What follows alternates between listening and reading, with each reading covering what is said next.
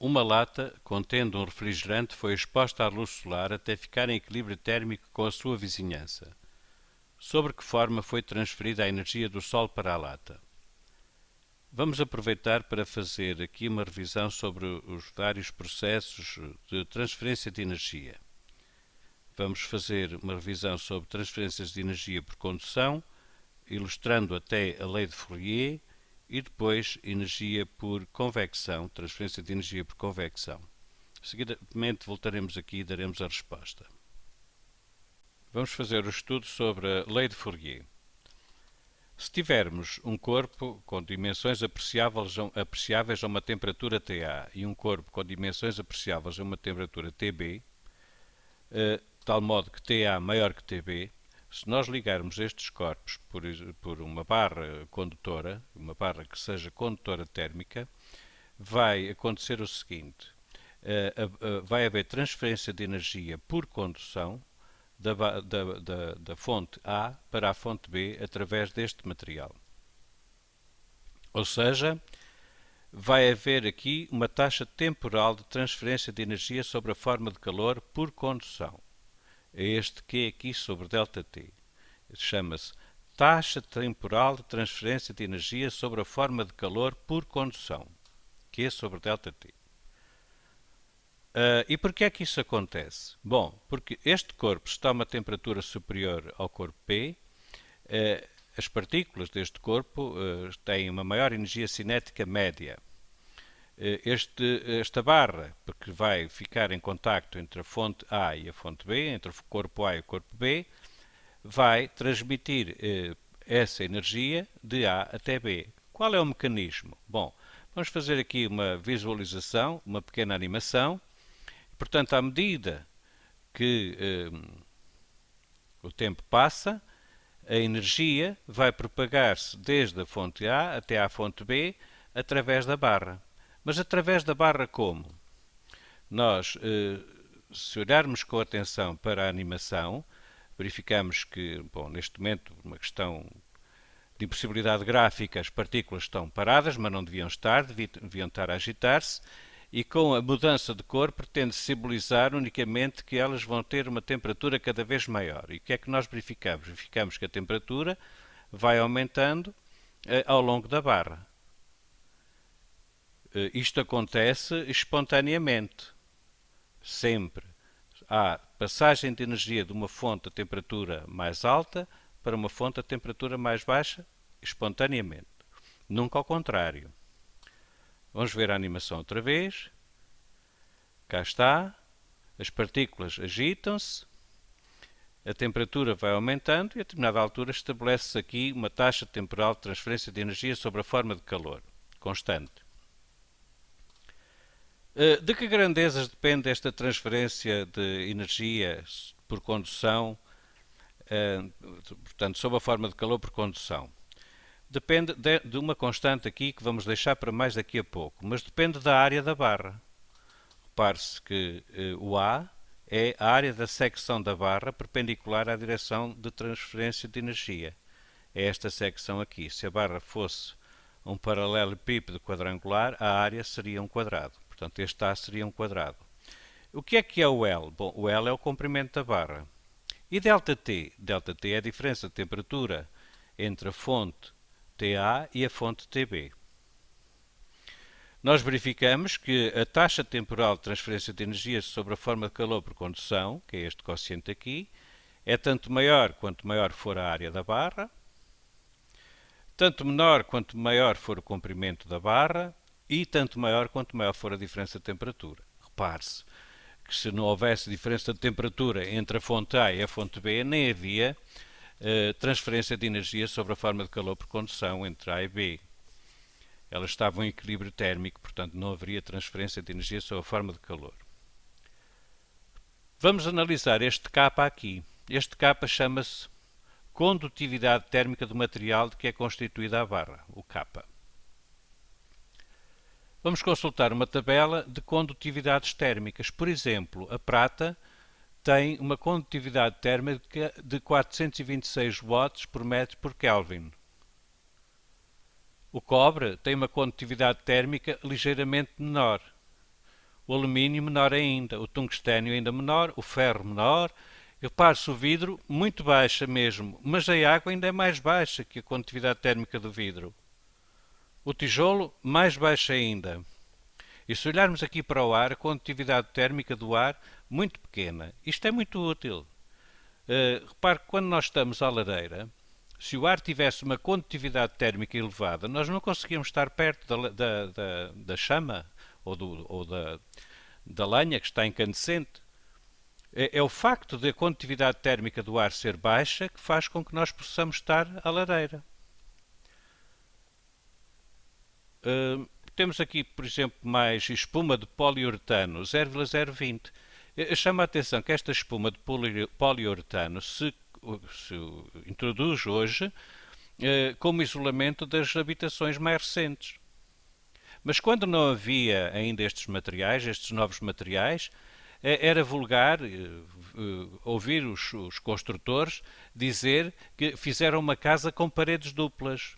Qual era a finalidade da parede dupla? Não era para já tornar a casa mais estável, obviamente, mas a parede dupla tinha uma caixa de ar no meio. A caixa de ar era para quê? Era para que o ar, naturalmente, que se lá encontrava, fosse um isolante. Ou seja, tendo uma capacidade térmica, aliás, uma condutividade térmica baixa, servia como isolante.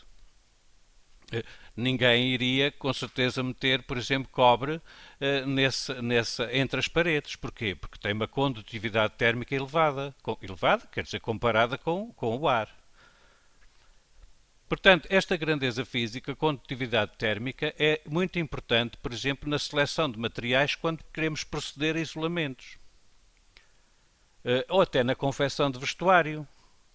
Porque se nós utilizássemos vestuário com condutividade térmica elevada, não era confortável usá-lo, por exemplo, num dia de muito frio. Porque haveria muita condutividade, muita transferência de energia por condução e nós arrefeceríamos facilmente. Convém que usemos materiais com baixa condutividade térmica e agora me recordo que quando vêm dias de muito frio, na televisão, os sistemas de informação costumam dizer para as pessoas vestirem várias peças de roupa. Ora, vestir várias peças de roupa é fazer com que cada camada de roupa fique algum ar, ou seja, é aproveitar aqui a baixa condutividade térmica do ar para nos protegermos do frio. Proteger do frio é fazer com que a energia sobre a forma de calor não passe de nós para o meio exterior, porque nós estamos a uma temperatura mais ou menos de 36,5 graus Celsius. Se no ambiente estiver uma temperatura de 0 graus Celsius, de acordo com a expressão, o fluxo térmico de energia por calor é tanto maior quanto maior for a diferença de temperatura. Então, convém que usemos materiais na confecção dos nossos vestuários com uma condutividade térmica baixa e que usemos várias peças de roupa. Para quê? Para que entre elas fique algum ar, ou seja, aliás estou a apontar para aqui, para o poliuretano, mas é para aqui para o ar, porque o ar tem uma condutividade térmica baixa.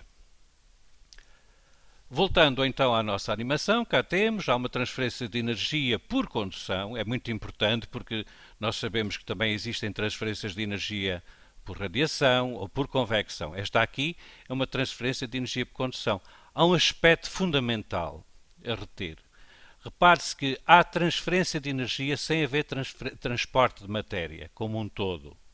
As partículas vibram em torno de posições de equilíbrio, mas não têm movimentos de translação ao longo da barra. Elas agitam-se e transmitem essa agitação às vizinhas, e é assim que se propaga a energia sob a forma de calor por condução. A reter, não há transporte de matéria como um todo. E pronto, penso que basicamente está explicada a lei de Fourier. Como vimos, tem bastante utilização na explicação de fenómenos do dia a dia e com certeza que nos ajudará a resolver alguns problemas constantes em questionários que nos possam surgir. Não valerá a pena estar a repetir, mas contudo Realçar mais uma vez que isto é um quociente, é uma energia por unidade de tempo, portanto isto é uma potência, que chamamos taxa temporal de transferência de energia sobre a forma de calor por condução. É importante referir estas palavras todas. Taxa de transferência de energia sobre a forma de calor por condução é tanto mais elevada quanto maior for a condutividade térmica de um material, que neste caso esta expressão só é válida no caso disto ser aqui uma barra. Será tanto maior quanto maior for a área da barra. Isto penso que é intuitivo, porque se nós, em vez de uma barra com esta área, tivermos uma barra com área dupla, teremos mais partículas que possam fazer estes movimentos vibratórios e, portanto, maior quantidade de energia sobre a forma de calor por unidade de tempo irá atravessar a barra. Quanto maior a barra, menor esta taxa temporal de transferência de energia. E aqui sim a variação de temperatura. A diferença não é variação de temperatura, é a diferença de temperatura entre os dois extremos da barra. Quanto mais elevada for, maior é a taxa temporal de transferência de energia sobre a forma de calor por condução. Transferência de energia por convecção. Vamos falar sobre o mecanismo da transferência de energia por convecção. Para isso temos aqui uma animação, ela ocorrerá dentro em breve, mas vamos começar por descrever o que temos aqui. Temos aqui um aquecedor elétrico, portanto um aparelho que fica a uma temperatura bastante mais elevada que o ar que o circunda. E portanto aqui temos ar. Vamos proceder à animação para começarmos a explicar o que é que acontece. Ora, está a animação a decorrer.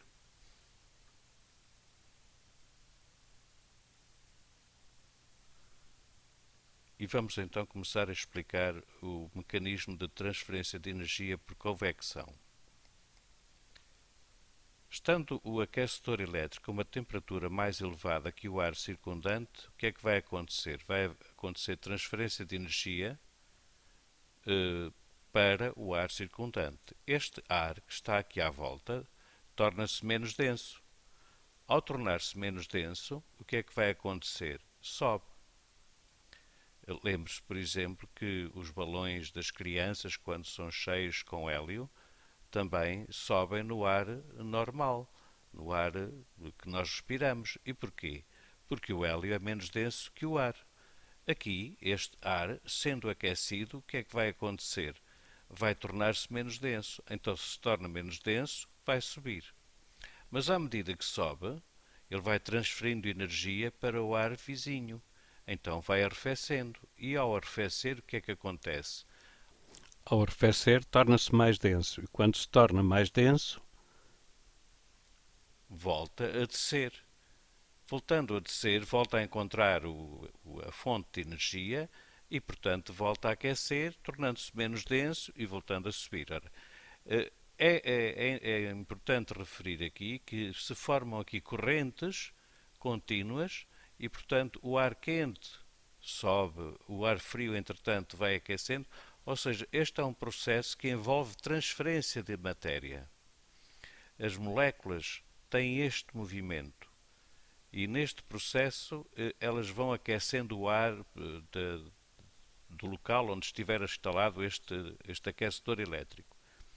Convém referir, por oposição a este processo de transferência de energia por convecção, que na transferência de energia por condução não se verifica transporte de matéria. Enquanto que aqui sim, aqui há transporte de matéria. Visivelmente há transporte de matéria. Estas correntes de convecção são moléculas do ar que, ora sendo aqui, recebendo aqui energia térmica, o ar fica a uma temperatura mais elevada. Como sabemos, se o ar fica a uma temperatura mais elevada, fica menos denso. Se fica menos denso, sobe, mas à medida que sobe, vai transferindo energia para a sua vizinhança, por choques com outras moléculas do ar, por exemplo, e se fica mais frio, digamos, fica mais denso. E então, se fica mais denso, vai descer novamente. Até que volta a encontrar o aquecedor elétrico ou a fonte de energia e o processo repete-se portanto, enquanto estiver ligada aqui a fonte de energia que faz com que a temperatura do ar aumente. É este basicamente o processo de transferência de energia por convecção. Ele está presente em muitos sítios, é muito fácil identificar este processo. Quando estiver próximo de um radiador elétrico, por exemplo, pegue numa folha de papel e coloque-a por cima, sem queimar, claro. Verificará que a folha de papel acusa a passagem do ar. Ou, por exemplo, quando se começa a aquecer um recipiente que tenha água, se nós colocarmos lá um corante no fundo do recipiente, nós verificaremos que esse corante começa a subir, porque, claro, que está a ser empurrado pelas moléculas de água.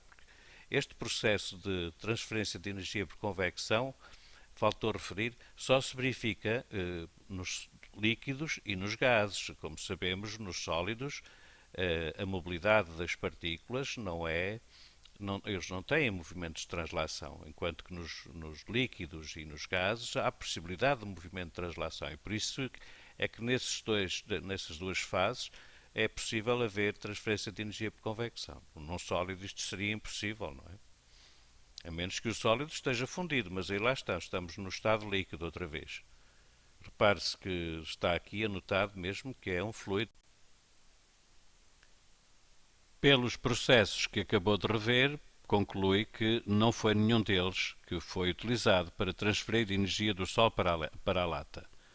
De facto, a energia é transferida do Sol para a lata, do Sol para a Terra, através de radiação. Portanto, radiação eletromagnética, que, como sabe-se, tem a propriedade de se propagar no vazio e, portanto, vinda do Sol, atinge o planeta e, claro, atinge a lata. Portanto, este processo de transferência de energia foi por radiação.